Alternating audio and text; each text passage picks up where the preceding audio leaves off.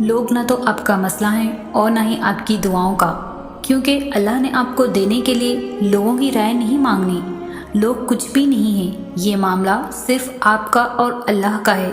تو جیسے اللہ نے آپ کے معاملے میں لوگوں سے مشورہ نہیں لیا، ویسے ہی آپ نے بھی اللہ کے معاملے میں کسی سے بھی مشورہ نہیں لینا۔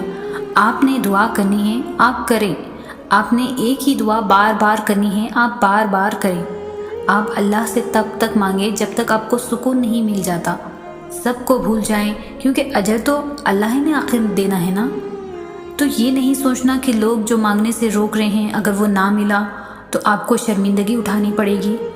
اللہ سے مانگنے والے شرمندہ کبھی بھی نہیں ہوتے، کیونکہ اللہ کی طرف سے بھیجی گئی ہار میں بھی جیت ہوتی ہے۔ نہ مانگ کر پچھتانے سے بہتر ہے کہ آپ ایک بار اپنی پوری کوشش کریں۔ کب کیا ہو جائے کوئی نہیں جانتا، مرضی تو ساری اللہ کی ہے، اور اللہ جسے چاہتا ہے فتح دے دیتا ہے۔ ہم انسان بہت جلد باز ہوتے ہیں، ہم چاہتے ہیں کہ جو مانگا ہے وہ ہمیں فوراً اسے مل جائے، لیکن ہم بھول جاتے ہیں اللہ نے ہر چیز کا ایک خاص وقت مقرر کر رکھا ہے۔ نہ اس وقت سے پہلے کچھ ہو سکتا ہے اور نہ اس وقت کے بعد۔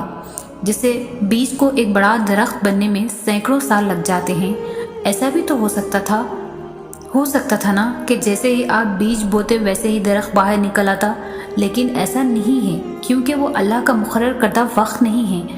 بالکل ایسے ہی کرشمے تو ایک ہی دعا پر بھی ہو سکتے ہیں، لیکن جس وقت پر اللہ نے انہیں آپ کی مدد کے لیے بھیجنا ہے وہ وقت ابھی نہیں ہے۔ سو بس صبر کے ساتھ انتظار کرو۔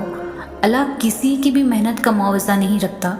یقیناً اس انتظار کے بعد آپ کو آپ کے صبر کا پورا صلہ دیا جائے گا، انشاءاللہ۔